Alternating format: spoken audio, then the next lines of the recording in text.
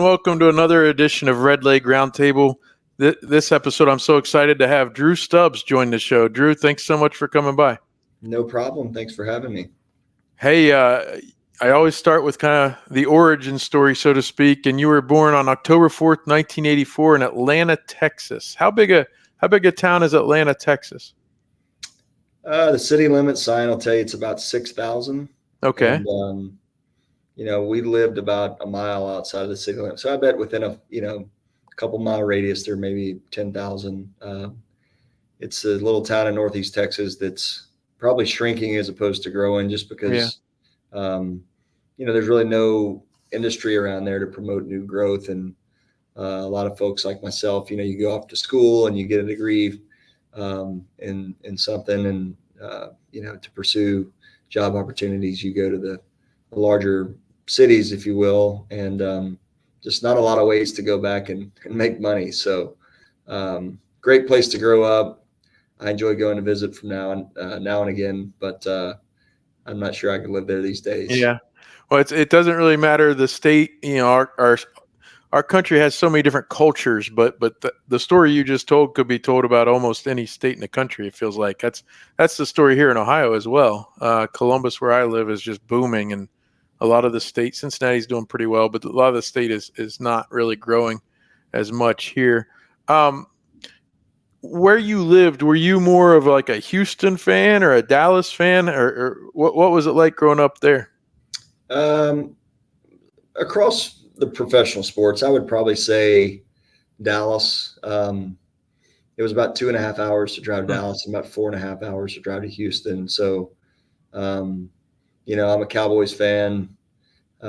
Basketball, depending on who was good, Mavericks and, Rockets won the championship in the 90s with Olajuwon and some of those guys that I watched as a kid. But, baseball, I kind of followed like the broad league as opposed to following the Rangers or the Astros.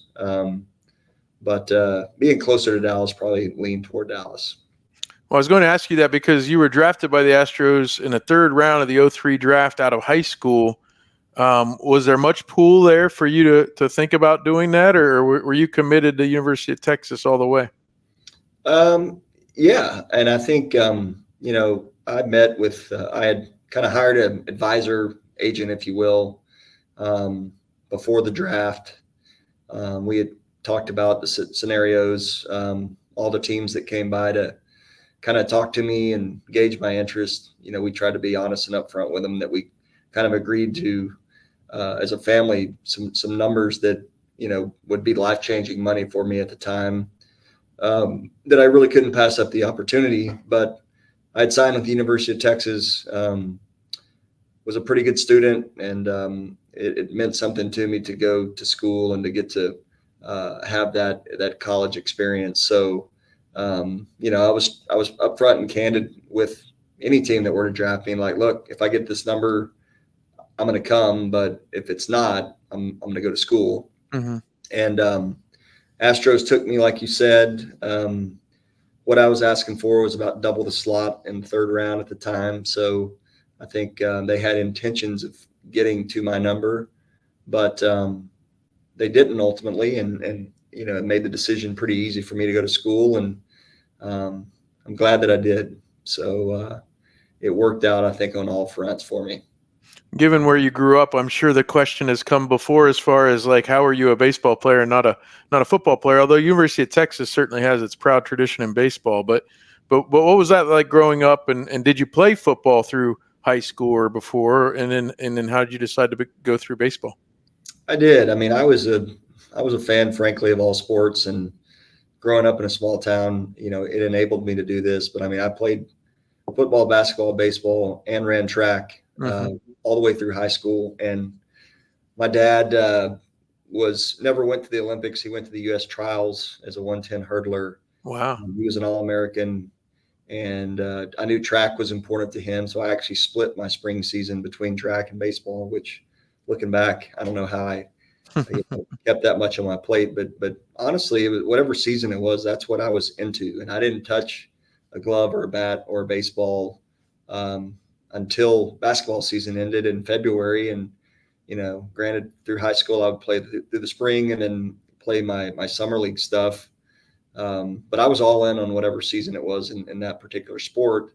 Baseball was always kind of my favorite, and so I had ambitions of going on to play that beyond high school. But I got collegiate offers in football, a little bit in track, and kind of as a fallback plan if baseball didn't pan out, I would have gone to play college football. But it's a tough game, and Hmm. I felt day in and day out and enjoyed the practices and the process of baseball a lot more. When you were at Texas, your school, Texas, played Ohio State on the road, and then that year also won in football, and that year also won the national title with Vince Young. Um, I was at that game. It was here in Columbus. That's if I could say there were games that were great games, even though my team lost. That's right up there. That was an amazing game. I don't know if you were a big football guy while you were there or not. Absolutely. I mean, I was at every game as a student. I mean, nowadays, still living in Austin, I got young kids that complicate the weekend Yeah. sometimes, but I go to every game I can, and if I'm not there, I'm for sure watching. And I would say, as a spectator and fan, um, these days I engage more with football than I do with anything Mhm. else. And I think that's no love lost between me and baseball by any means, but as you would probably expect when you do it day after day after day for year after year after year, um, you view the sport through a different lens as you did. Mhm. And football, stopping after high school, I was able to kind of maintain a level of fandom from a distance. And I think anything that you do for your livelihood, you kind of view it a little bit differently. And that's not necessarily a good or a bad thing, but yeah, still enjoy the Texas football though. Well, and you've got a good program right now. This is picking up to be a pretty amazing year with the changes with the playoff and certainly your Longhorns and my Buckeyes, they're up there in the conversation. That's for sure. Tell me a Absolutely. little bit about playing at Texas, playing baseball there. What was that experience like, and was it kind of what you'd hoped for going in? Yeah, it was everything and more. And looking back, I tell parents today where their kids are, signing with a college, especially here, contemplating, if we get drafted, what are we going to do? And I can definitively say that, looking back on my situation, yes, it worked out for the better that, I played 3 years. I came back and finished my degree, something that they can never take away from me. I developed lifelong friendships and bonds with guys that I wouldn't have known. I'm calling Austin home, which I wouldn't have Hmm. done. And, I got drafted much higher than I would have, had I signed out of high school. But even if that weren't the case, and if I would have gotten injured or not performed well and it just wouldn't have panned out, all those other reasons that I mentioned, and even winning a national championship, um, those are things that will be with me forever. And, I wouldn't have traded regardless of what the outcome was. So, definitely we were kind of spoiled. My freshman year, we were national runner up to Cal State Fullerton. Second year, we win. Um, the football team wins a national title. The basketball team went to a Final Four. Hmm. Most all the sports around campus were playing at a very, very high level. And it was just a fun time to be a student there. Yeah, absolutely. But so in 2006, the Reds take you eighth overall. What's your draft day story? Where were you? Were you still in the College World Series? No, so that year, we actually lost in the regional to Okay. Stanford. So we were eliminated. Uh, it was my earliest exit in the postseason in college. Um, I remember the draft, I think, was on a Monday or Tuesday. I think we lost out on Saturday or Sunday. So I'm a day or two removed from Hmm. my college career hypothetically being over. And, my parents had to go home after the series to get back to work. And the three other guys that I lived with, their parents were still kind of hanging around. We were getting ready to move out for the summer and so forth. So back then, obviously the draft was not televised, but for the first time, they kind of had a streamed uh, broadcast, maybe on MLB.com or something. So um, my agent called me. I don't know, 15, 20 minutes before the draft started. And, he's like, hey, the Reds have called. They kind of made the proposal that if you're on the board at number 8, would you sign for X, which was a little bit below what the kind of slot was at the time. And he's like, I conveyed to them that we would not do that. And would you agree? And I said, well, yeah. And I'm leaning on you for guidance here, by the way. And they came back and countered, and it was a little bit closer. And just, nobody ever knows what's going to happen on draft day. You think you're going to go somewhere and you slide, or you get, picked a little sooner. And at that point, we felt like with all the unknowns, like they kind of threw out a number that we were happy with. It would keep me in the top 10 picks, assuming that they followed through. And so we said, yeah, we'll do that if I'm there. And sure enough, 7 picks came off the board and they got up, and it was kind of anticlimactic knowing that I was going to go there, but also reassuring that I didn't have to sweat it out all the way through. Did you have a lot of the stories, maybe even older than this, but where there's an area scout, like the Reds would have a guy that had looked at you, and a lot of times they'd even say he signed you even though the team drafted you and that sort of thing. Did you have a Reds scout that kind of vouched for you or that you got to know? I did. His name was Brian Wilson, and Brian was younger guy, relatively speaking, probably in his mid-30s. He very well renowned. He had been a scout for a number of years. Signed me. He was a guy that kind of followed me throughout the year. Obviously, it's a feather in those local scouts' cap whenever they get a player that's a kind of higher profile draft pick, because each team only has one of those for the whole country.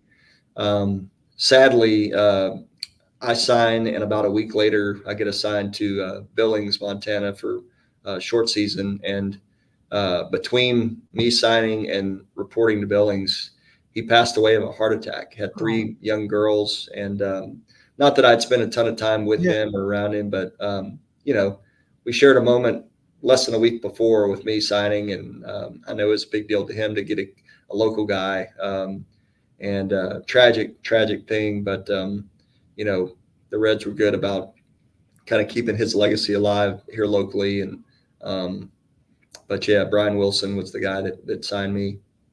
That's a rough story. I remember when I was at Ohio State, I was in student radio, and so the press box at Ohio State's stadium was decent, but probably not quite what you played in the stadium you played in. But I remember a Phillies scout being there, and Nick Swisher was playing for the Buckeyes then, and he was not impressed with Nick Swisher, but boy, the A's certainly were, and he had a good career. But I remember picking his brain a little bit and having him telling me some things about scouting. You went through the minors, and I know when you come out of college, there's just a different feeling maybe than if you had gone from high school, right? As far as the time frame and things like that. In 2008, you went from high A to double A to triple A, and you kind of made that. Did something click? Did something kind of happen that season for you to kind of really get moving? I think so.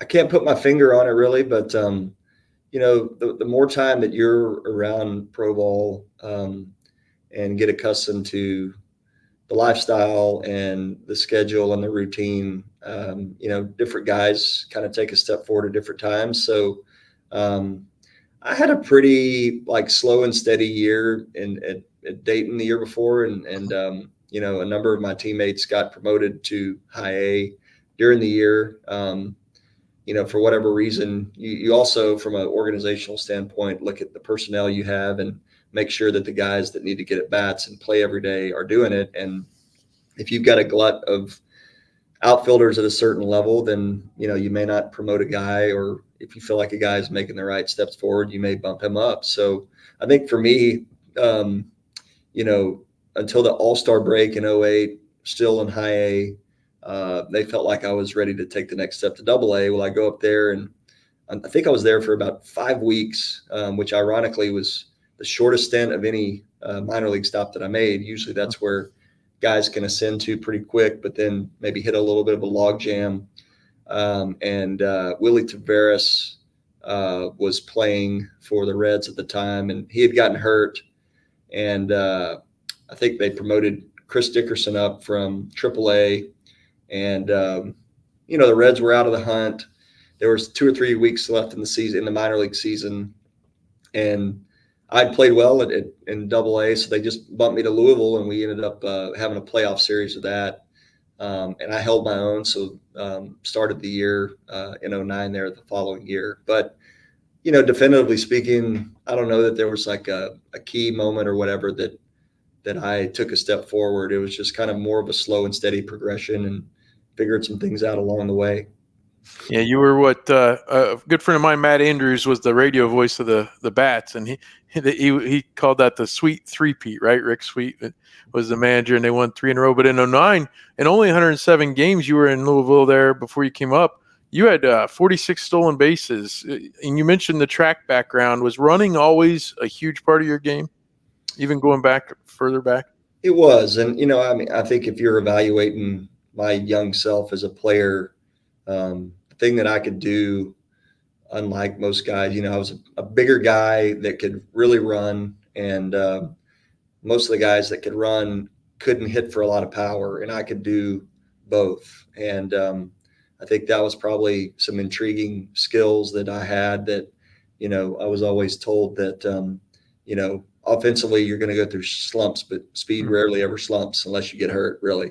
And so, I think my coach the year before in A ball, there was a guy in the system that stole 50 bags, and that was the year before I got there. And then when I got to Sarasota, which was high A, he's like, "Hey, Cody Strait stole 50 bags last year. He can't run near like you can. Like, there's no reason you can't do it." And so you may have my stuff pull up in front. I'm curious, but if you were to add together the bases I stole in '08 from single A to double A to triple A, I don't know what it was, but I was trying to chase that number, right? And so, like you said, my goal the following year in '09 when I got to 46 was to get to 50. And I think I got called up on August 19th. So call it, 2 to 3 weeks left in the season. I'm certain that I would have got to that 50 number, and, I think led the International League in steals that year. So it was just something that, look, that brings value to the team to be that active on the bases, but it was more of like a personal challenge and a goal of mine to get to. Yeah. Now you were part of that stretch, and you go back to Votto in '02. He was the second round, but Homer Bailey, Jay Bruce, yourself, even Todd Frazier, Devin Mesoraco. There was a nice stretch there where the Reds had really good success in that first round. Did you guys? I mean, did you know that's not completely normal, especially for Cincinnati to have such a glut of success? Is that something you guys knew coming up, that one after another we're getting to the big leagues? Well, you figure that out, and once you get in the system, obviously, like, you kind of know who's ahead of you, who's behind you, who's a prospect being groomed. And I say this all the time, like, years later, once we all were established in the big leagues, it was a very familial feel within the Reds organization from, call it 2010 to 12. So my 3 Right. full years that I was with the team, obviously 2 of the 3 years we won divisional titles. But you look at the guys you mentioned, Homer, Jay, myself, Frazier, Mesoraco, Mike Leake in '09. Yeah. Johnny Cueto was signed out of the Dominican. Joey, a homegrown guy. Just really across the board. I mean, the list even goes beyond that. But, we all kind of experienced the big leagues for the first time together. We had a lot of success together. As I started moving around throughout my career, I think there's a couple factors. One, you rarely ever get treated the same once you're kind of recycled as a player and you start being traded or signed somewhere as a free agent. The team that drafts you and kind of invests in you as an amateur player, they want to see you succeed, and you're kind of their baby, right, to push along and to see. Chris Heisey was another guy that I should be on that list. But anyway, it was a special time, for me, looking back to have success with those names you listed. And I think that is a testament to the Reds and their scouting and their player development to get the right people kind of in the door at the same time. And, we had a good run. So You it was a did. lot of Yeah. fun. We're going to get into that in a minute. And Yonder Alonso and Yeah. Yasmani Grandal certainly were part of that, but they ended up bringing Latos in a trade. So it's really special when you get drafted, I'm sure. Really, really special when you get called up. And you remember the exact date. I don't think you were reading it. August 19th, 2009. You played against the Giants, and you got your first hit that day. What was getting called up like? How did you learn about it and things like that? Well, yeah, it's, kind of like the day your first kid's born, or you call up. They're very like kind of frozen times in your memory. But yeah, I remember. Again, I had a good year at AAA. Team was out of the hunt. Um, a lot of turnover, kind of at the big league level with injuries and this and that. And I remember, like, wasn't really expecting it, but there had been some kind of rumors circling around that there might be some movement. And I had finished a game in Louisville, and I think it was about midnight. I was sitting in my bed, like watching TV, and you mentioned Rick Sweet, who's our manager. My phone starts ringing. I look over and pick it up. I'm like, why is he calling me now? And he's like, "Hey, Drew, like, you asleep yet?" I'm like, "No, I'm sitting here watching TV." He's like, "Well, you might. This might be tough, but I hope you can get a little sleep because you're going to the big leagues tomorrow." I'm like, Wow. "Oh my god." And he's like, "Here's, the team's at home. You'll wake up in the morning, take your time getting up there, um, be prepared to play." I don't know. He's like, I don't know what the lineup's going to be, but get up there in plenty of time, get settled, so forth. And so I get off the phone, and I mean, you can imagine I'm like shaking with excitement and anxiety and all this stuff. And I call my parents and wake them up, and I tell them, and I call my childhood best friend and tell him, and I'm like, tell them both, like, I don't have time to let everybody know. So I'm going to rely on you guys to spread the word that I'm going up tomorrow. And so, sure enough, get up the next morning, make the drive up. Luckily, we were at home in Louisville. They were at home in Cincinnati, so I could hop in my car and drive up. But get up there, and sure enough, like, I'm hitting leadoff, and Barry Zito, who's very established at the time and had won Cy Young Award, was on the mound for the Giants, and I'm thrown right in the mix. So Mm-hmm. I don't remember if it was my second or third at bat, but it was kind of a jam job, kind of slow curveball that I kind of jammed myself, flared it over the first baseman's head, probably landed 30 feet on the outfield grass inside the foul line, but got a double out of it, and the rest was history. Hey, I don't have the video. You could have said it was a laser. Well, in the scorebook it was. So Well, that's great. That's great. And then, of course, the 2010 season, you already mentioned it, but for Reds fans, we had waited since 1995 to see a playoff team. And if you could just take me through kind of even starting in spring training, what that group was like. They had brought in Scott Rowland a few weeks before you got called up in that trade for Edwin Encarnacion and a few of the other minor leaguers. And I guess you go into spring training in 2010, and while I don't think it happened immediately, that team definitely was a good team. And I've got a few other questions about that season, but on a broader view, can you take me through the mindset and then kind of what it was like to kind of bring playoff baseball back to Cincinnati? yeah, I think from the moment that I got called up in mid-August through the end of the '09 season, Joey was out dealing with some personal issues. A few of the other key guys were hurt, but like, we had a number of like young guys or inexperienced guys that Mm-hmm. got thrown in the lineup to play most every day. And through September, like, although the games were relatively meaningful, or meaningless, I should say, we played pretty well, and we won quite a few games, and kind of walked away from that season with a little bit of momentum, especially for the guys experiencing it for the first time. So going into spring training the next year, like you said, we had Scott. We had some guys healthy that hadn't been healthy before. Some of the guys that were, had debuted a year or so earlier, taken a step forward. And, we felt like we had a competitive, like, product out on the field. And like anything else, you don't know what you don't know. So we just kind of took it a day at a time, and you win and you go the next day and you win again. And, you look up and you're halfway through the year and you're in the thick of things. And it's pretty apparent that, down the stretch, it's going to be the Reds and the Cardinals Right. vying for this title. And, Chapman had come along at that time and kind of given us a jolt of, Yeah.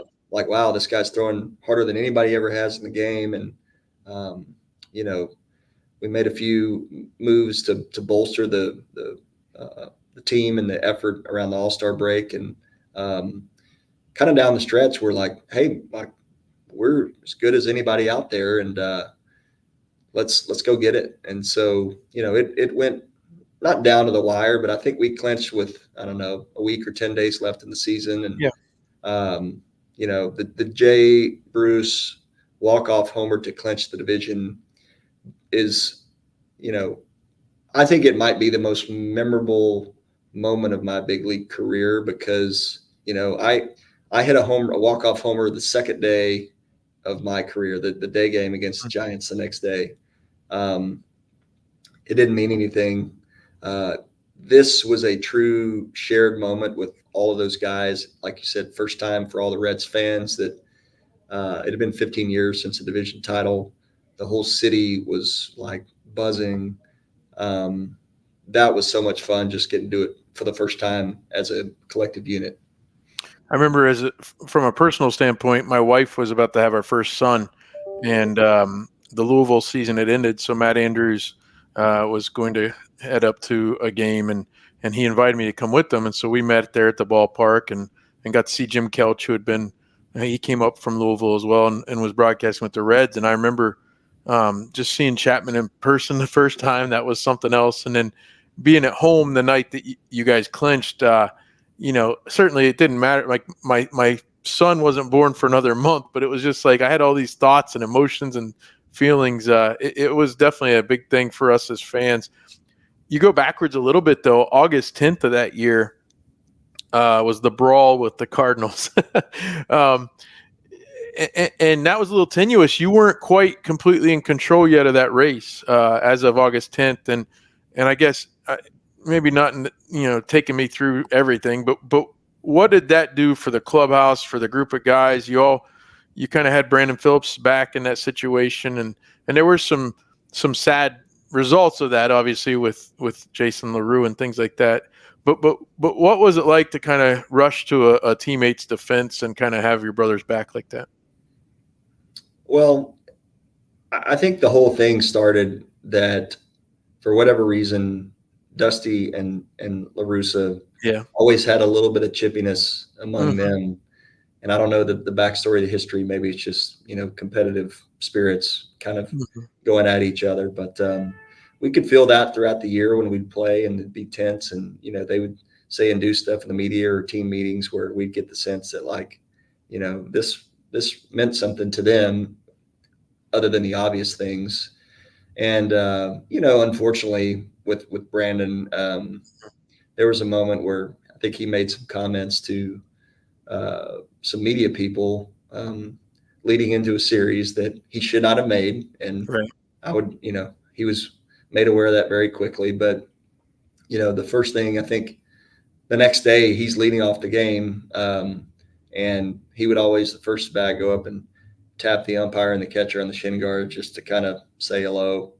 And Molina's standing there, like, not squatted down. He's standing up, like, looking over, waiting on him to come up. And, I think you ask any of the other guys on the roster, one, you would have hoped that none of them would have said the things that he said. Right. But two, he is your teammate, like you said, and you're gonna have his defense. So what he should have done is gone up there and dug in the box, and if they chose to hit him, they would hit him or take your bat or whatever else. But own it and go Mm-hmm. about your business. But he went up there acting like nothing's wrong, and then Molina wasn't having it, understandably, and they went toe to toe. And I don't think anything was going to happen, but obviously the bench is cleared. We're all right up there around home plate, and there's a lot of kind of yelling back and forth. And what it kind of evolved into was a shouting match between Tony and Dusty.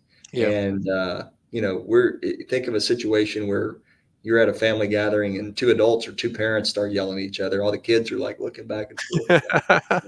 What are they going to say or do? And that's what most of the crowd was doing. But Chris Carpenter was standing on the other side, like behind Tony, and yelling at Dusty, which probably wasn't his spot to do that. But Scott Rowland, who was a former teammate of Mm-hmm. Chris's and a player under Tony, was trying to get over to like say, "Hey, Carp, let's shut up. Let's let these guys hash this out. This all shouldn't have happened." Well, you got Scott Rowland and Chris Carpenter, who are two very big human beings, kind of reaching for each other a little bit. And that just starts to move the pile a little bit. Well, the pile starts to move and your feet are moving and you're like, oh man, what's going to happen? So obviously, like, no punches thrown, nothing like that. But the pile gets pushed back into the net. And, that's when Cueto is pinned up and he's trying to get people off of him. And Mm-hmm. unfortunately, that's when, LaRue got kicked in the head. But, it's one of those things that should have been nothing to it. Probably got taken away further than it should have. And, it's unfortunate that happened, but, not near as kind of testy as some of the other like real brawls that I participated in later in my career. Yeah. Do you have any that you remember specifically? Like, what was the craziest one? Oh, that's easy. 2016, I was with the Texas Rangers and Rugi Odor socking one. Oh yeah, Bautista, right? Yeah. Yeah, That you were one there, huh? I was there. I was with him the year before in the postseason when he hit the homer and bat flipped, and then this whole deal happened, and it got a little scary, to be honest, because usually when there's a brawl, you got two guys going at each other, everybody else is kind of pulling them off and trying to subside the situation. Well, I mean, there were Josh Donaldson, some other guys were like coming and throwing haymakers to other people. So like, you're out there trying to settle everything down, but also keeping your head on a swivel, making sure that you don't get sucker punched or something. So that was easily for me the wildest one. I could see why. Now, I remember being as a fan, you actually lost the 3 games to the Cardinals, so it felt very deflating at the time. But then you went on this nice winning tear against Florida, Arizona, and the Dodgers, and it really kind of righted the ship. And you pulled away from the Cardinals pretty much right then. Is that something that's like a living organism that things can just start building like that, and then you're off and running?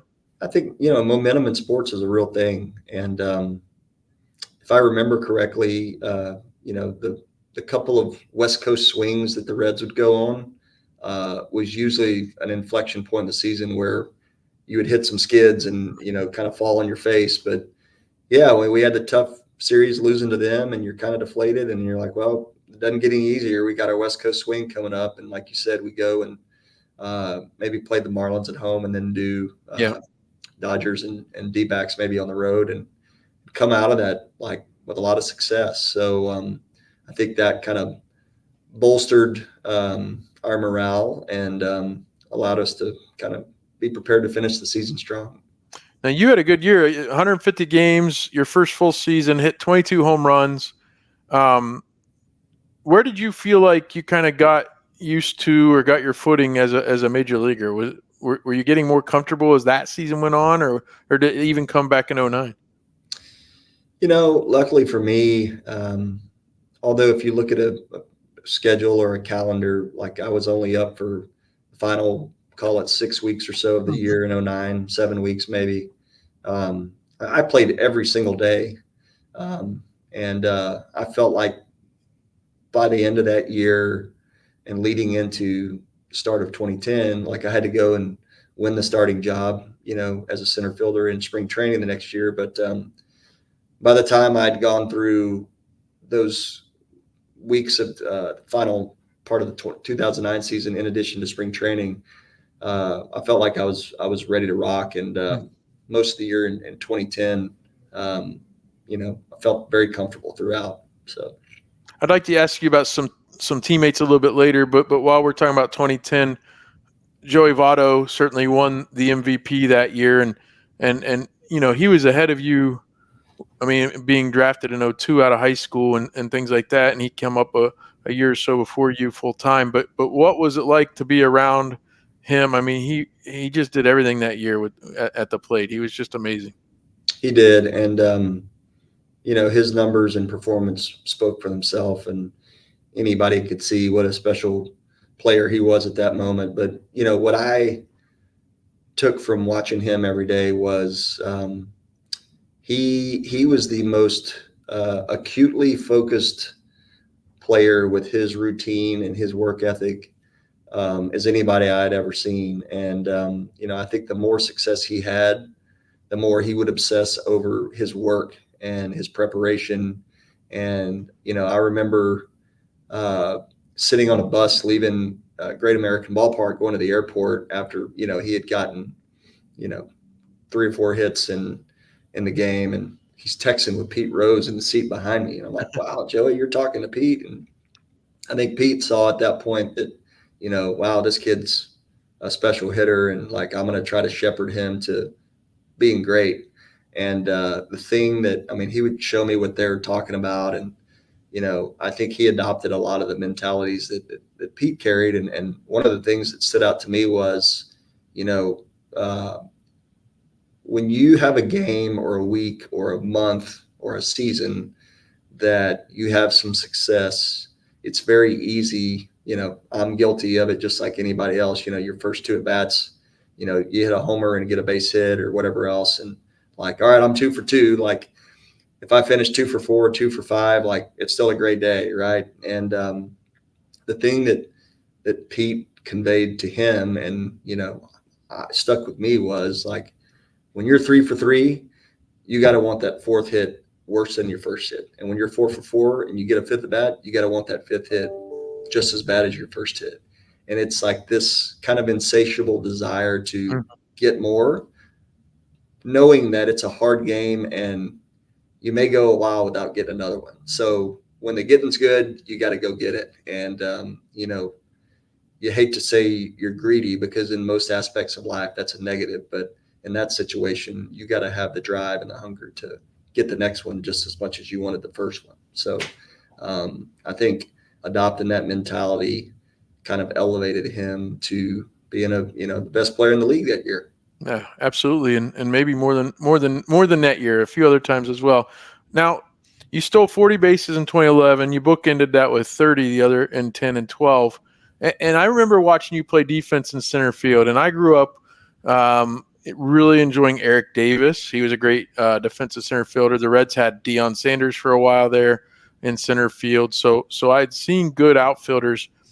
You ran your routes to to try to track down a ball as smoothly as I remember a center fielder. How much pride did you take in your defense? And I guess you had to have the speed to make that happen. But what was that like for you? On the defensive side, how much seriousness did you put into it? A lot. And I was fortunate that, like you said, it helps to have a natural gift to be able to go get the ball. But when I showed up for college, playing for Augie Garrido at Texas, um, he kind of delegated a lot of the catchers, the infielders, the pitchers to their respect, but he kind of took control and personal investment in the outfield. And he kind of drilled into us that, like, every time you're out here on this field shagging balls for BP, let alone in the drills we're going to do for individual improvement, but he's like, I'm going to be basically on your ass, making sure that you're playing the appropriate balls off the bat like it's a game. And he's like, the only way to simulate a game situation is when balls are thrown and balls are batted.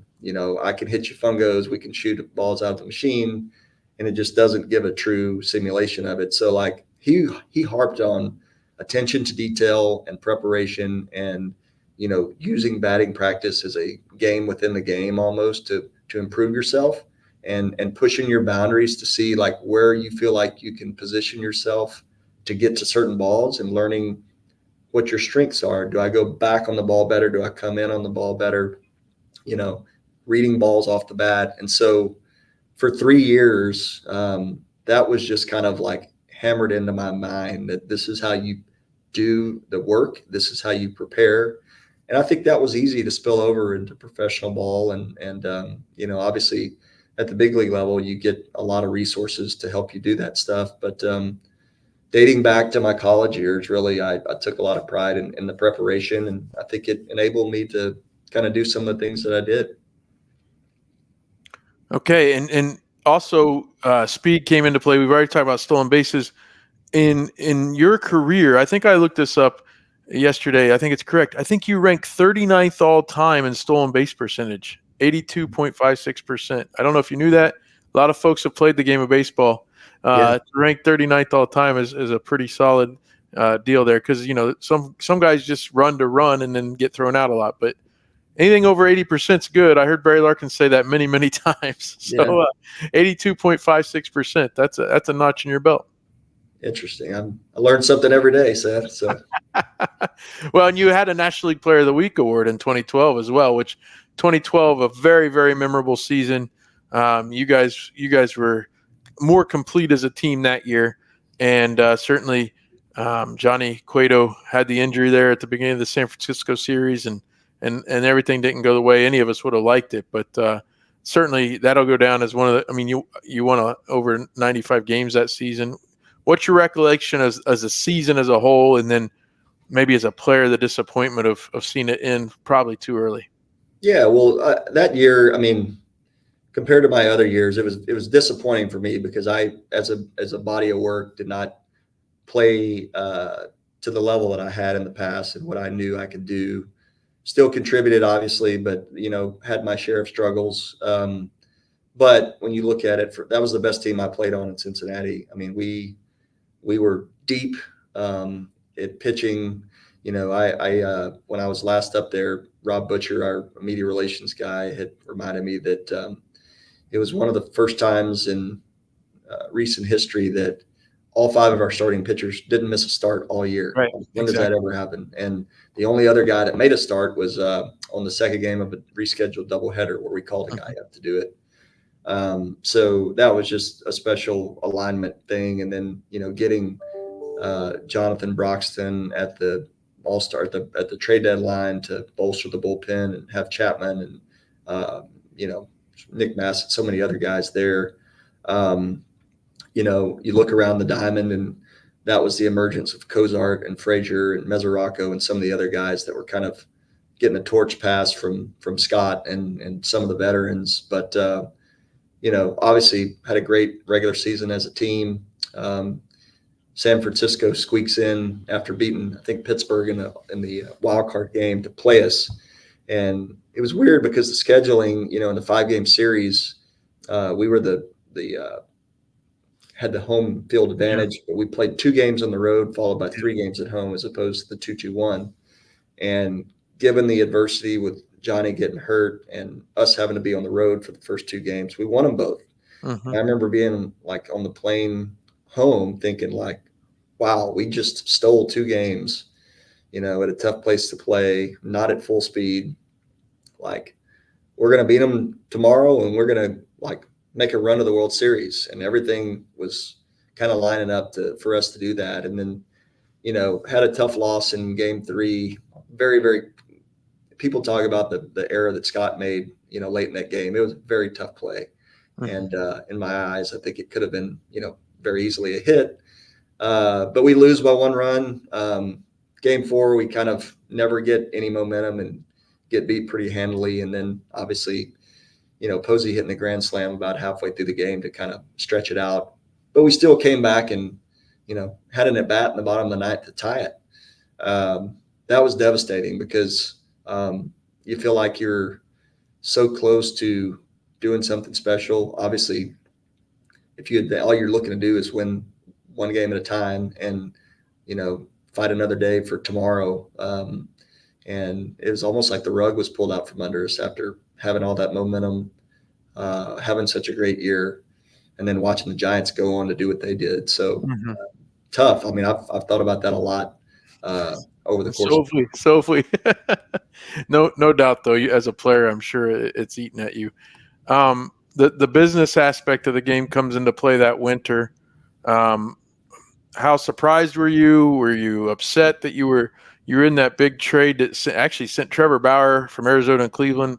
Didi Gregorius went from Cincinnati to Arizona, and Shin-Soo Choo came to Cincinnati. You went to Cleveland in the trade, December 11th, 2012. What was your mindset when it happened? How did it feel? Certainly, I would assume if you feel like you've been part of a family for at least 6 years, 6+ years, you probably were a bit shocked.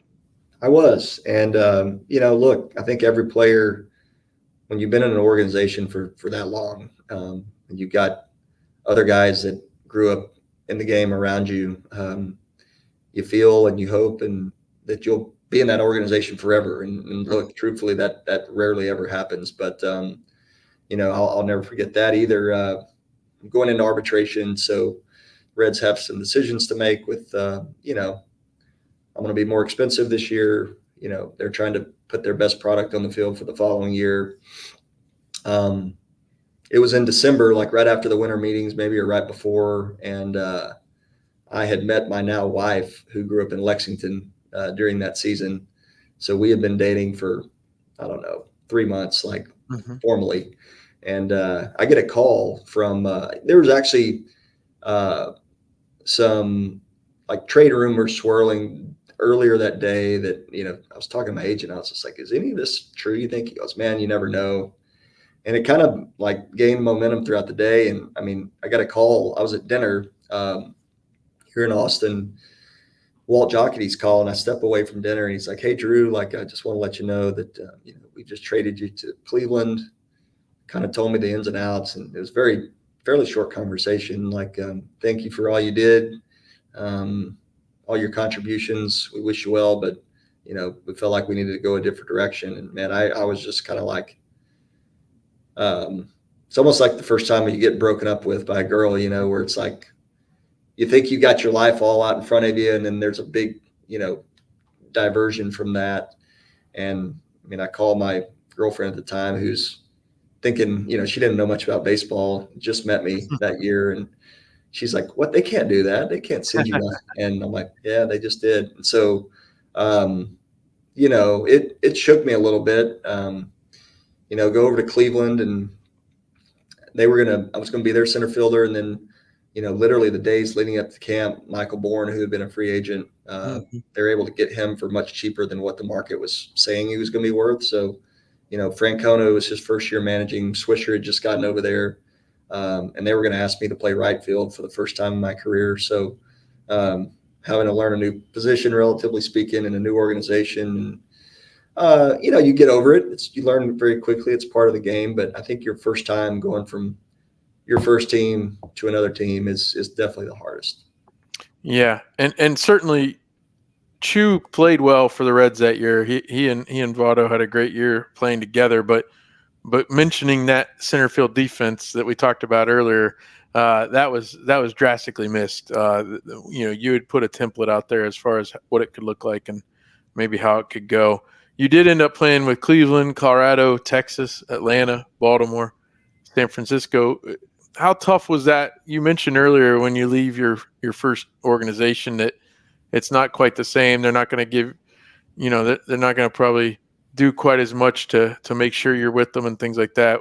How tough was that those last several years? But although you're a big leaguer, so I don't know technically if it is tough, but Well, it's part of the business. And I think I look at, I mentioned with Cleveland, like when they traded for me, they probably saw, 2, 3 more years as me being their center fielder. And um, it kind of dominoed where I moved to right field. They realized that Carlos Santana cannot catch. So mm, he gets pushed to playing first base or DH, which pushes Swish into playing DH or right field. And Giambi was DH and it gets right-handed pitching we had that year. So it kind of dominoed to where I became a little bit of a platoon player at the end of that year. And therefore, from a value standpoint, I was expendable to them at that point. So they traded me for a relief pitcher to Colorado, which I was actually very excited about. yeah, I was going to have the opportunity to go back and play center field again. I always loved playing in Colorado. I was good friends with Tulowitzki, getting to go play with him. And, 2014, I had a great year with the Mm-hmm. Rockies, even though it Some of your was, best numbers, yeah. yeah, it was on a, Charlie Blackmon was kind of blossoming. And so, we would split time in center. He would play some right, he would play every day. I would play against all left-handed pitching and probably half the time against right-handed pitching. And then lo and behold, you're excited about, playing there for a while, have my free agent year the following year, and then just almost feel like I forget how to play the game and have the worst year of my career going Yeah. into free agency. And it's just like, at that point, you've kind of slid from an everyday role into more of a reserve role, and you have a horrible year. And at that point, you're just trying to like get your feet firmly on the ground again, just to keep your head above water. And that was in 2015. So I ended up playing 2 more years after that. But, kind of my stock as a major league player was sliding. And although even when I walked away from the game, spring of 18, felt like I could definitely still do it and do it at a high level, but just the way that you were kind of viewed and so forth, I had kind of chalked it up to like, man, I'm not going to have the same opportunities that I did a few years ago, and I'm fine, moving on. So Mm-hmm. Well, that's how it played out. there are levels. I mean, again, to say you're a big leaguer for as long as you were, you had a nice run, and specifically for the Reds, 2010 through 12, a very nice run. And I was looking at that Colorado year in 14. You put up some good numbers. Mm-hmm. Hey, thanks so much for your time. Before I let you go, I'd like to ask you just to talk a little bit about some of these teammates. I was looking up specifically the 2010 team because even though 2012 record-wise was maybe a better one, the 2010 team ushered in that era. We already talked about Joey a little bit, but what about Jay Bruce, another Texas guy? Certainly, just almost comparable to the natural if you're thinking about a ball player. Tell me a little bit about Jay and kind of playing with him. Yeah. So look, I mean, there's obviously guys just like in a workplace, where you've got a lot of different personalities. Mm-hmm. You gravitate to some people. There's others that are cordial and a team player with, out of respect for the chemistry in the room. But Jay and I felt like kind of grew up, obviously both being from Texas, but with similar values, similar experiences. Him being drafted out of high school, and then me the next year out of college. Kind of, I was trailing him up the ladder, and then I would tell you today that from all the guys, and Paul Giannis was another guy too that came up, right around the time we did, and Jay specifically, I would say, was my best friend that I met in pro baseball, and in each other's weddings. Still talk today fairly regularly. You're going to have friends because you're a baseball player, and then you're going to have guys that you would be friends with had you met, in grade school or something. And I just felt like from a personality standpoint, an interest standpoint, and just an upbringing standpoint, like we aligned on a lot of things. And so it was just great to get to share those experiences with him and watch his career. And, I got to come up for Arroyo's Reds Hall of Fame induction last summer, and looking forward to doing that down the road with him and Joey and so many other guys that I played with. So, well, so even a guy like, let's talk about the pitching, the starting pitching as a whole. There, Cueto and Homer Bailey and Bronson Arroyo. Harang was still there in 2010. Mike Leake starts straight out of college. I guess if you would just talk about them as a staff and kind of certainly in that smaller ballpark, they made the things folks had said before about how impossible it was to have good pitching in that ballpark. They proved that that's not true if you've got good enough pitching. Yeah, and I mean, you look at what those guys were. They threw a lot of strikes. They sunk the ball. They kept it down. Cueto, Leake, Homer, Harang, they all were able to kind of, didn't elevate fastballs a lot, that promoted fly balls. Bronson maybe a little bit more, but he was able to kind of change speeds and wrinkle enough to keep guys off balance. But, regardless of where you're playing, I saw guys have success in Colorado, of all places, to where you throw strikes, you locate the ball well, you change speeds, you sink it when you need to and cut it when you need to. You can get guys out. And I think especially that 2012 year, like I mentioned, the fact that they were able to all stay healthy and make all their starts was pretty remarkable. So I think a lot of that credit goes to Brian Price, who was a pitching coach, and I know they all really liked working for him, and they were able to come up with some great game plans and have a lot of success. Didn't mention Travis Wood. He had a Yeah, nice run there in yeah, 2010 as of well. course. Last guy I'll ask you about, and we already spoke about the fact that Roland was traded over about a week or two, well, 2 or 3 weeks before you joined the big league club. Was the leadership, was it real? I mean, was the tone he set in that clubhouse, especially with all you younger guys at the time, what was that like? And certainly he could command a room, so to speak. Yeah, and look, I think every young player, I don't know how it is today, but at least when I was coming up, needed a veteran guy to gravitate to go ask questions before you did something foolish, or just watch the way they prepared for the game and went about their business. And I think most all of us guys, Scott was the model. And he honestly didn't say a whole lot, especially in team meetings and so forth. But the way he prepared every day, the way he showed up to work and ran out every ground ball and just played with a enthusiasm and hard nosed nature. That's one that, we all thought that, man, if Scott Rowland can do it, then I surely can do it. And I want to play the game like he plays it. So he was the guy that I leaned on. It was fun. Jay and I and Chris Heisey all went up to Cooperstown last summer when Oh, he got into the Hall of Fame, and getting to reminisce with some stories and see him and talk to him, and just I let him know, I'm like, look, Scott, you were the guy that kind of guided me whether you knew it or not. I played with other teammates that were definitely more vocal in leadership, but I think Scott led with a kind of a speak softly and carry a big stick way, where he showed up and did everything the right way, and people definitely knew and respected that. no doubt. Well, hey, thanks so much for all your time, and thanks for the memories of playing for the Reds, for all the fans out there that really enjoyed watching you play, and certainly those 3 years. We joke sometimes about the being out in the desert. Those 3 years gave us a little more of an oasis time there, because certainly we'd like to see our Reds play a lot better on the field. But hopefully good times are coming. But again, thanks so much. All right, Seth, thank you.